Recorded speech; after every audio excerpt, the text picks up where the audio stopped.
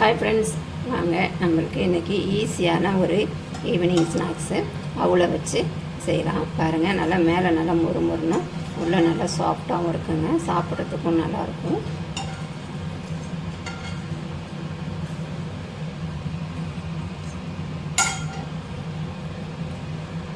இப்படி இருக்குது பாருங்கள்.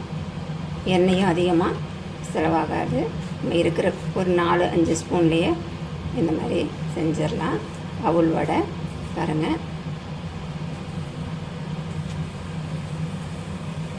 டக்குன்னு ஈவினிங் ஸ்நாக்ஸுக்கு ரெடி பண்ணிடலாம். அவல் இருந்தால் போதும். வீட்டில் கடல மாவு, அரிசி மாவு எப்பயுமே நம்ம வச்சுருப்போம்.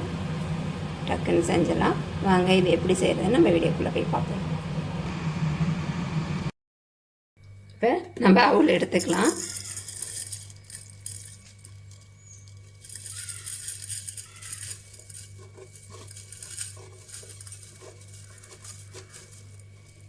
பாருங்கள், நான் இந்த கப்பால் 2 கப்பு அவல் எடுத்துக்க போகிறேங்க. நீங்கள் எந்த கப்பால் எடுக்கிறீங்களோ அதே கப்பால் எல்லா அளவுகளும் எடுத்துக்கோங்க. இதை 2 கப்பு அவல் எடுத்துருக்கேன்.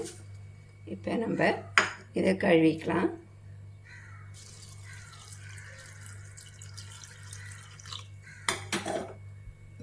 ஒரு 2 வாட்டி நல்லா இதை கழுவி எடுத்துப்போம்.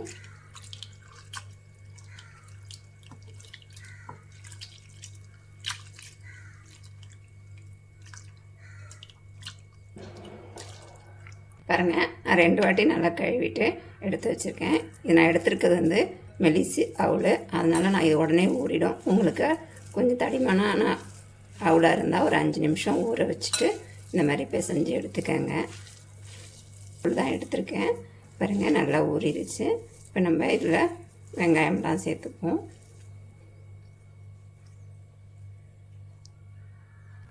இது கூட 1 கப் அளவு கடல மாவு, 1/2 கப் அளவு அரிசி மாவு. நான் பார்த்திங்கன்னா 2 கப்பு அவல் எடுத்ததுக்கு நான் கணக்கு சொல்லிகிட்ருக்கேன். நீங்கள் 1 கப்பாக இருந்ததுன்னா அதுக்கு தகுந்த மாதிரி எடுத்துக்கோங்க.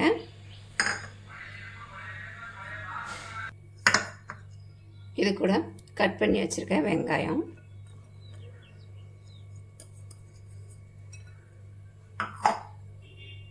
ஒரு 1/2 துண்டு அளவு இஞ்சி, பொடி பொடியாக கட் பண்ண இஞ்சி, ஒரு 1/2 ஸ்பூன் அளவு சோம்பு, 2 பச்சை மிளகாய் கட் பண்ணி வச்சுருக்கேன், அதையும் சேர்த்துப்போம். சின்ன குழந்தைங்க சாப்பிட்ற மாதிரி இருந்ததுன்னா நீங்கள் இஞ்சியும் பச்சை மிளகாயும் நசுக்கி சேர்த்துக்கோங்க. இப்போ நம்மளுக்கு காரம் ரொம்ப தெரியாது. கருவேப்பிலை, இதுக்கு தேவையான அளவு உப்பு.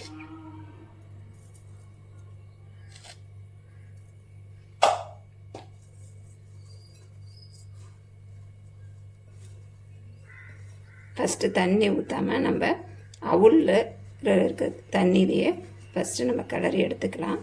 தண்ணி பத்தலைன்னா கொஞ்சமாக தெளித்து நம்ம கிளறி எடுத்துப்போம்.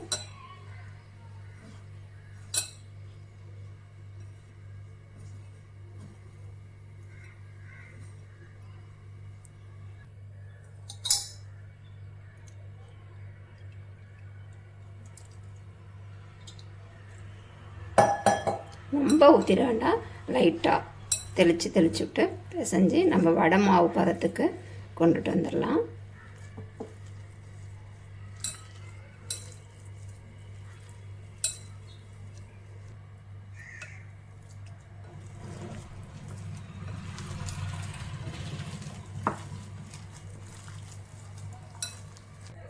பாருங்கள், நல்லா பிசைஞ்சு வச்சு இப்போ இந்த மாதிரி உருண்டை பிடிச்சிக்கலாம். கொஞ்சம் பிடிச்சிட்டு லைட்டாக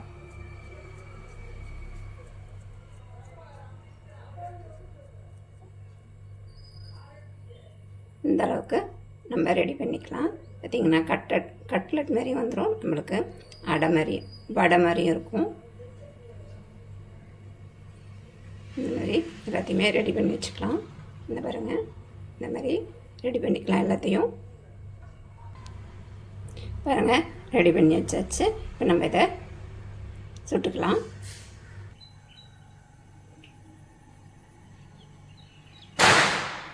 அதில் கொஞ்சமாக எண்ணெய் சேர்த்துப்போம்.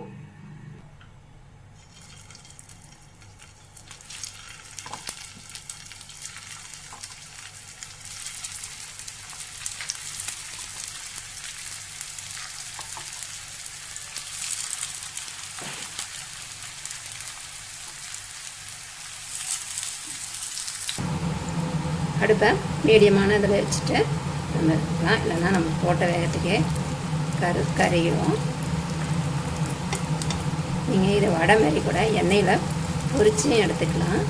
இப்படி செய்யும்போது நம்மளுக்கு எண்ணெய் கொஞ்சம் கம்மியாகும்.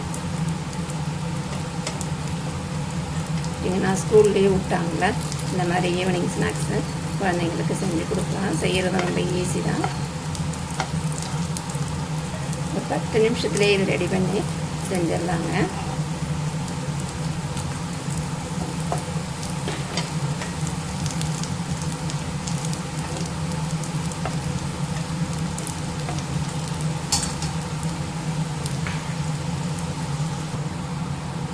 அவ்வளோதாங்க.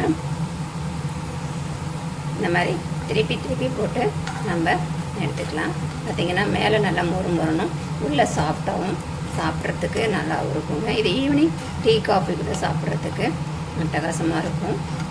குழந்தைங்களும் விரும்பி சாப்பிடுவாங்க, பெரியவங்களும் விரும்பி சாப்பிட்லாம். எண்ணெய் அதிகமாக இருக்காது. நீங்களும் இதுமாதிரி ட்ரை பண்ணி பாருங்கள். வீடியோ பிடிச்சிருந்தால் லைக் பண்ணுங்கள், ஷேர் பண்ணுங்கள், கமெண்ட் பண்ணுங்கள். மறக்காமல் சேனலை சப்ஸ்கிரைப் பண்ணுங்கள். இன்னொரு வீடியோ சந்திப்போம். பாய்.